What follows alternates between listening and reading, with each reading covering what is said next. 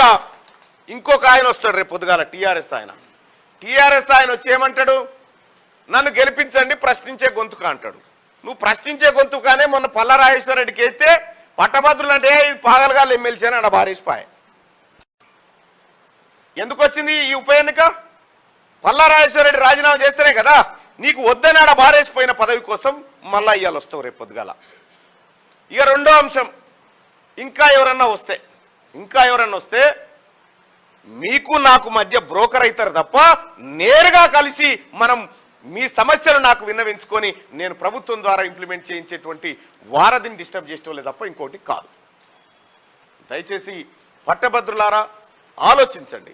తీన్మార్ మల్లన్న ఈ రోజు నుంచి కూడా నేను ఛాలెంజ్ చేస్తా ఉన్నా, ఎవరైనా ఏమన్నా అంటే జస్ట్ ఒక తీన్మార్ మల్లన్న మంచోడు కాదా 100 కోట్లు సంపాదించినంటే ఒక్క చిన్న ఎవిడెన్స్ ఇరి క్లాక్ టవర్ దగ్గర తాడు తీసుకొని తయారుండ్రు, నేను వస్తా. ఒక్క ఎవిడెన్స్ అయినా తీన్మార్ మల్లన్న ఈ ప్రజలకు మోసం చేసిండు అని నిరూపిస్తే నేను సిద్ధం. కానీ మీరు రేపు రాబోయేటువంటి వారం 10 రోజుల్లో చూస్తారు తీన్మార్ మల్లన్న రిలీజ్ చేసే వీడియోలు ఎవని ఆధారం చేసుకొని వస్తుండో చూపిస్తాం. ఒక్కటైతే హామీ ఇస్తా ఉన్నా, నాకు జన్మనిచ్చిన తల్లిదండ్రుల సాక్షిగా మీ ఓటును వృధా చేయనని చెప్పి మీ అందరికీ హామీ ఇస్తా ఉన్నా. దయచేసి నేను చెప్పినటువంటి అంశాల్లో మీకు నచ్చితే నాకు అవకాశం ఇవ్వండి.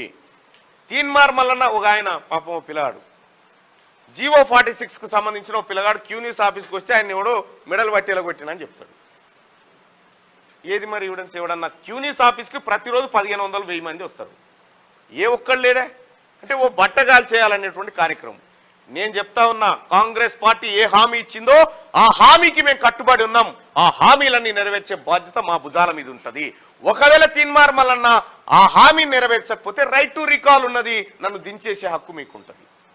ఇవన్నీ మీకు చెప్తూ ఇంకో విషయం, రాబోయేటువంటి పట్టభద్రుల ఎమ్మెల్సీ ఎన్నిక కేవలం ఒక పదవి కోసమో ఒక నోటిఫికేషన్ జరిగేది కాదు.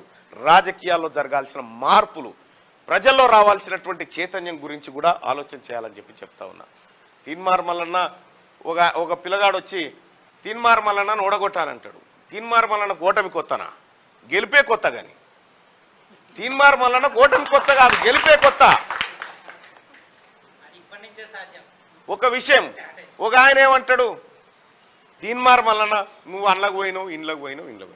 వచ్చే రాజకీయాలు స్ట్రేట్ గా రానకుండా వంకలు వస్తున్నప్పుడు నువ్వు వంకలే తిరగాలి, చక్కగా పోతే పడి సస్తావు. రాజకీయాలు నేరుగా రానప్పుడు వంకలు డొంక తిరుగుడుతోనే వచ్చినప్పుడు నువ్వు డొంక తిరుగుడుతోనే ఎదుర్కోవాలి. దాన్ని నేరుగా ఎదుర్కొంటే నీ బొక్కలు ఇరుగుతాయి గోడకు దాకి. సమాజంలో మనం ఆలోచించాల్సినటువంటి అంశాలు చాలా ఉన్నాయి. ఇవాళ తీన్మార్ మల్లన్నకో లేకపోతే మనకో కాదు, మన భవిష్యత్తు తరాల కోసం ఆలోచించండి.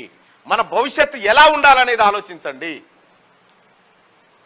దయచేసి మీరంతా ఆలోచించి ఈ కాంగ్రెస్ పార్టీ ఇచ్చినటువంటి మేనిఫెస్టోలో ఇచ్చిన ప్రతి గ్యారంటీని అమలు చేస్తుంది, అమలు చేయించే బాధ్యత తీన్మార్ మల్లన్నదని చెప్పి మీ అందరికి తెలియజేస్తూ మీ అందరికీ ధన్యవాదాలు తెలియజేస్తాను.